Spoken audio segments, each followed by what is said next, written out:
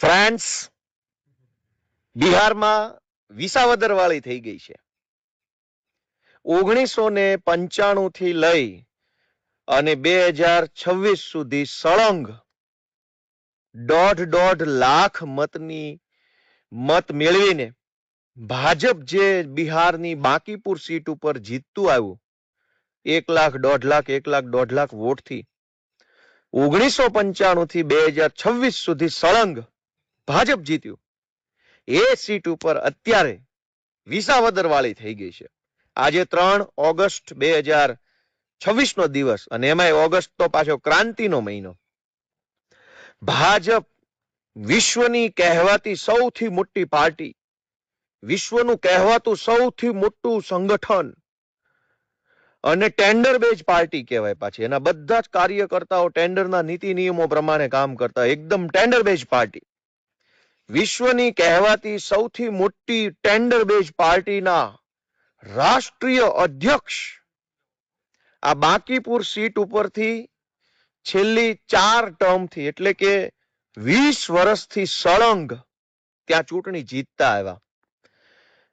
પછી હમણાં એમને વિશ્વની કહેવાતી સૌથી મોટી ટેન્ડર બેઝ પાર્ટીના રાષ્ટ્રીય અધ્યક્ષ બનાવ્યા. એટલે એમને ધારાસભ્યમાંથી રાજીનામું અપાવી અને સાંસદ સભ્ય રાજ્યસભાના બનાવ્યા. એટલે સીટ ખાલી પડી અને ખાલી પડેલી સીટ ઉપર પેટા ચૂંટણી આવી.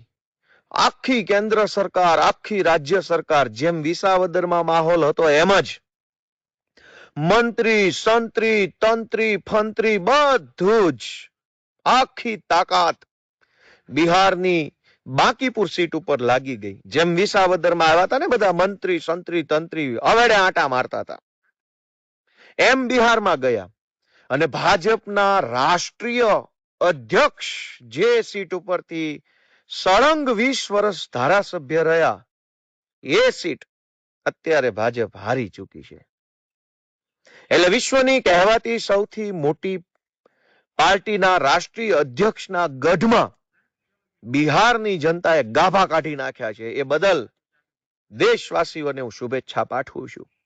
જૈનજીનું આંદોલન, ધર્મેન્દ્ર પ્રધાનનું રાજીનામું અને બિહારની બાંકીપુર સીટમાં વિશ્વની કહેવાતી સૌથી મોટી પાર્ટીના રાષ્ટ્રીય અધ્યક્ષનું ચૂંટણી હારી જવું, આ 3 ઘટના બતાવે છે કે ભાજપ તારા વળતા પાણી ફિલ્મનું ટ્રેલર લોન્ચ થઈ ચૂક્યું છે. આવનારા દિવસોમાં આખું પિક્ચર દેશની જનતા સમક્ષ આવવાનું છે. દેશવાસીઓને શુભેચ્છા. સત્તાનું અભિમાન કોઈનું ક્યારેય ટક્યું નથી અને ટકશે નહીં. પ્રશાંત કિશોર બિહારની પેટા ચૂંટણી જીતી ચૂક્યા છે. ફ્રાન્સ એને હું શુભેચ્છાઓ પાઠવું છું.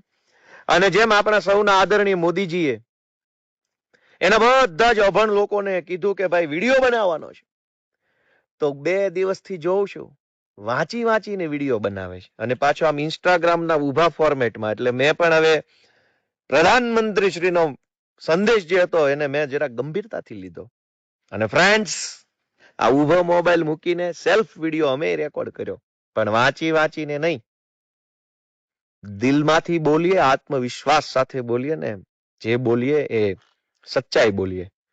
ભાજપના અનેક મંત્રીઓને ઉપરથી કહેવામાં આવ્યું કે વિડીયો બનાવો, મારા બેટા આમ વિડીયો બનાવે.